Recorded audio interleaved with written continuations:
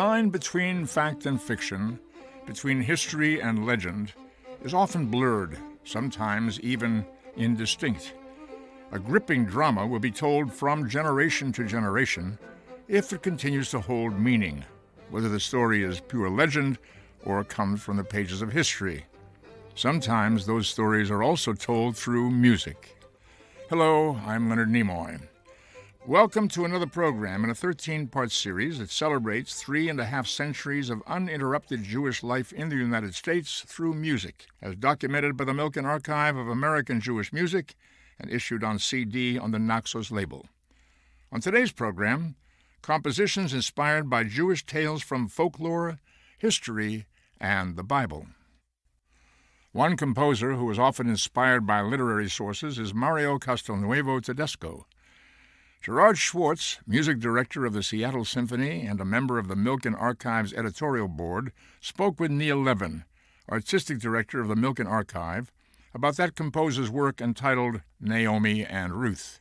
Mario Castelnuovo Tedesco's greatest influence, besides his background in Judaism, was Shakespeare. When we think of talking about this wonderful composer and extraordinary music that he wrote, we have his Naomi and Ruth to begin our program. Yeah, I think the Shakespeare interest is not inconsistent with the interest in the Bible, which was his other major interest, because without any considerations of truth or accuracy or history as opposed to story, there is great theater in much of the Bible, and in particular in some of the stories such as Naomi and Ruth. This is a particularly touching incident in the Bible. It's inspired many, many composers.